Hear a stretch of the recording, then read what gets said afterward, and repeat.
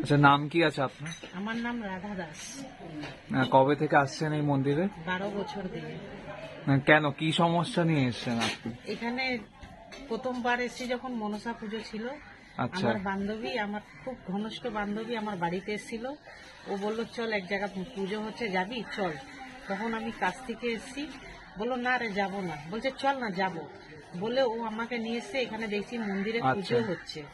তখন মন্দিরটা মাটির ছিল। ওই বান্ধবীর ইতেই আমি এখানে এসেছি, মাকে চিনেছি।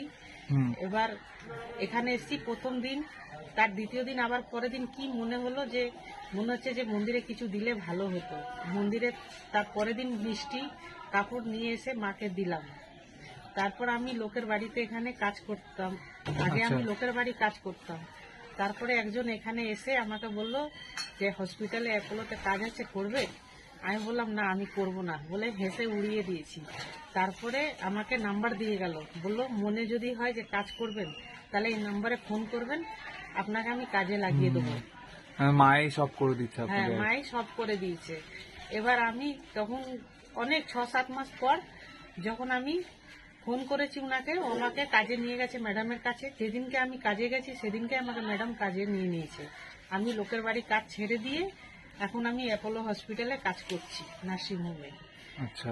তারপরে মায়ের মাটির মন্দির ছিল, মন্দিরে প্রতিমা বাইরে রাখা ছিল, আর মন্দির এখানে সাধন পান্ডে তৈরি করছিল। আমি যখন মন্দিরে এসেছি তখন মায়ের গায়ে ভর এসছে। আচ্ছা। ভর এসছে, বলছে প্রতিমাটা আমাকে ছুঁয়ে দিয়েছে, আমি এই প্রতিমাতে থাকবো না, আমাকে নতুন প্রতিমা এনে দে। হ্যাঁ। তখন আমার কাছে কিন্তু টাকা পয়সা কিছু ছিল না। আমি বললাম মা তুমি শান্ত হও, আমি তোমাকে প্রতিমা দেব। নতুন আচ্ছা। সাধন পান্ডে ওই মন্দির তৈরি করেছে, আমি প্রতিমার জন্য অর্ডার দিতে গেছি, আমার কাছে কিছু টাকা ছিল না। আচ্ছা। মায়ের মন্দিরে মা আসছি, সবাই মিলে বললো যে আমি সবাই মিলে সাহায্য করছি প্রতিমা নিয়ে আসতে। আমি বললাম যে না, যতই যাই হয়ে যাক আমার রক্ত বিক্রি করতে হলেও আমি রক্ত বিক্রি করে প্রতিমা আমি একাই আনবো, আমি আর তার সঙ্গে সাহায্য নেব না। হ্যাঁ। কিন্তু ঠিক মা পয়সা জোগাড় করে দিল, প্রতিমা আমি নিয়ে এসেছি। আচ্ছা। তবে থেকে আমি আস্তে আস্তে অনেক ভালো আছি। যা যা চেয়েছি মায়ের কাছে আমি সব কিছু পেয়েছি, সব কিছু। তারপরে একবার আমার 1 বছর আমার শ্বশুর মারা গেছিল, হ্যাঁ। তখনও আমি এখানে মাসির কাছে এসেছি। মাসির গায়ে তখনও একবার ঘর এসছে, বলছে আমি এই ঘট আমার পাল্টে দিতে। তখন আমি মাসিকে বললাম যে ঠিক আছে আমি নতুন ঘট দেব। যখন আমি ঘট দিয়েছি, একবার পুজোতে এসেছি, তখন মাসিকে বলছে ওকে বলে দে যে ও আমার ঘর দিয়েছে তো, ওর একদিন হলে ওর বাড়ি হবে। আজ আমার নিজের বাড়িও আছে।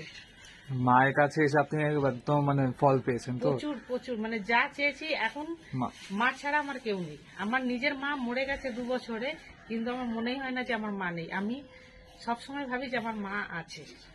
আমি যা কিছু অসুবিধা হয় আমি মনসা মা ছাড়া আর কাউকে চিনি না। আর মায়ের কাছে যা যা পেয়েছি, যা যা চেয়েছি সব পেয়েছি, সব। বাহ। আমার যদি পেটে গ্যাসও হয় তো মনে হয় মায়ের মন্দির দিয়ে জল খেলে আমি ভালো হয়ে যাবো, এতটা আমার বিশ্বাস আছে মার উপরে। মানে এখান থেকে ফুল জল নিয়ে যান আর সবই ওটাতে কিছুই নিয়ে যাই। এখান মাসি যদি আমাকে একটুখানি জলও দিয়ে দেয় সেটাও ভাবি যে আমার জন্য কাজে লাগবে, সত্যিকারই এটা হয়। আচ্ছা। আজকে আমার বাড়ি ঘর সবকিছু আছে। যেই মানুষটাকে দেখে মানুষ রাস্তা দিয়ে হাঁটলে লোক থুতু ফেলতো, সেই মানুষ আজকে ডেকে আমার বাড়ি আসছে দেখতে যে কিরম বাড়ি কিনেছি। বাহ, সবই মায়ের কৃপাতেই হয়েছে। হ্যাঁ, ঠিক আমি আছে। নিজেও ভাবতে পারিনি এটা। আচ্ছা, ঠিক আছে।